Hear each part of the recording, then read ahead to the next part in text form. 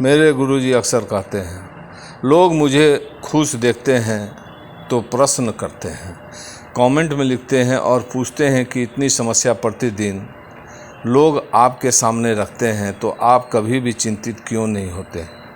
तो उन्होंने कहा, समस्या अपनी ना हो तो परेशानी का कोई कारण नहीं होता। समस्या दूसरे की हो तो भी कोई परेशानी नहीं होती। समस्या अपनी हो तो परेशानी शुरू हो जाती है।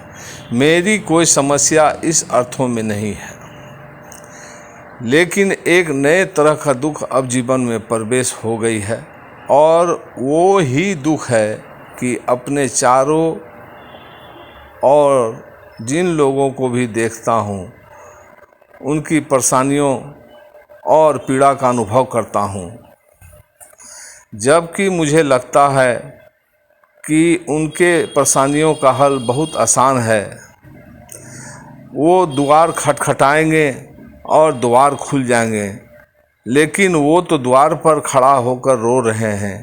यही एक नए किस्म का दुख और पीड़ा का अनुभव कराता है। इसी संदर्भ में एक छोटी कहानी उन्होंने बताया। एक अंधा आदमी और एक आंख वाला मित्र उसका, दोनों यात्रा क्रम में रेगिस्तान पार करते हैं। चूँकि दोनों अलग अलग यात्रा में निकले थे, रास्ते में मिलना हो गया और आंख वाला आदमी अंधे को भी साथ ले लिया। फिर कुछ दिन साथ साथ चले, उनमें मैत्री घनी हो गई। एक दिन सुबह अंधे आदमी की नींद खुल गई। अंधे आदमी पहला उठ गया था। सुबह उसकी नींद पहले खुल गई थी। उसने लकड़ी ढूंढी, लकड़ी ना मिला। हल्का अंधेरा ही था, ठंड के दिन थे। लकड़ी तो उससे ना मिली। एक पड़ा हुआ सांप मिल गया। ठंड के कारण वह सिकुड़कर कड़ा हो गया था। उसने उसे उठा लिया, भगवान को धन्यवाद दिया कि मेरी लकड़ी तो खो गई थी, लेकिन ये तो पहले से बहुत ही बेहतर और चिकनी लकड़ी ईश्वर आपने दे दी।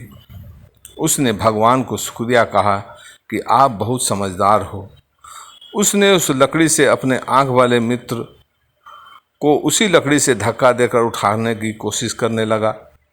कहा, उठो उठो, सुबह की पौ फट रही है, सूर्य रश्मियाँ धरती छूने को है। मित्र आँख खोला तो घबरा गया।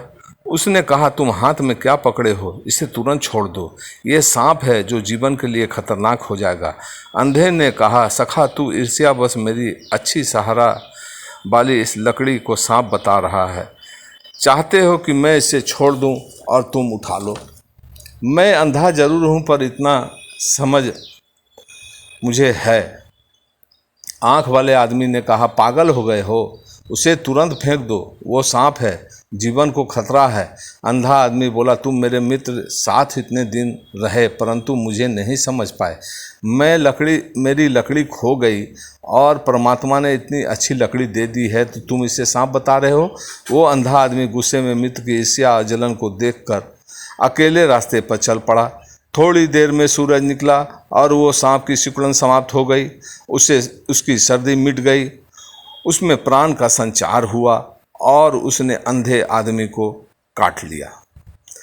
मेरे गुरुजी जिस दुख की बात कह रहे थे वही दुख है जो आँख वाले मित्र को अंधे के प्रति हुआ होगा। वैसे ही दुखी हमारे चारों ओर जो लोग दिखाई पड़ते हैं, उनके प्रति ऐसा अनुभव उन्हें होता था, लेकिन वो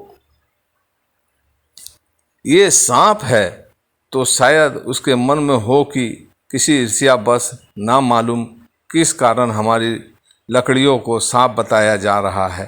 ये बातें मेरे गुरुजी किसी के लिए नहीं कह रहे हैं, वो ये बातें हमारे लिए कह रहे हैं। ऐसा मत सोचना कि आपके पड़ोस में जो बैठे हुए हैं उसके लिए नहीं, बल्कि और बिल्कुल आपके लिए कह रहे हैं। उन्हें सभी के हाथ में सांप ही सांप दिखाई पड़ते हैं।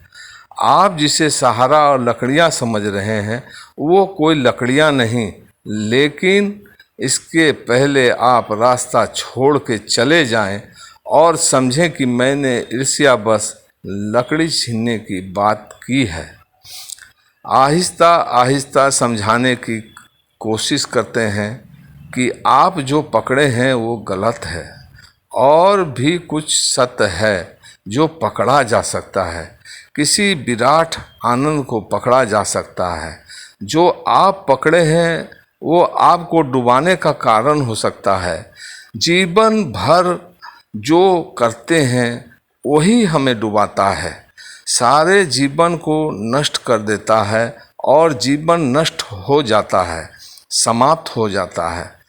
तब हमें जो पीड़ा और परेशानी पकड़ती है, फलतः मृत्यु के अंतिम दिनों में मनुष्य कष्ट और संताप पकड़ लेता है और यही सोचता है कि हमने इस अद्भुत जीवन को बेहद खो दिया।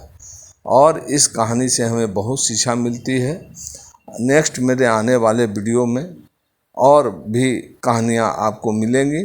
इसके लिए आप हमारे चैनल को सब्सक्राइब ज़रूर कर लें ताकि अगला नोटिफिकेशन आपको मिलता रहे। धन्यवाद।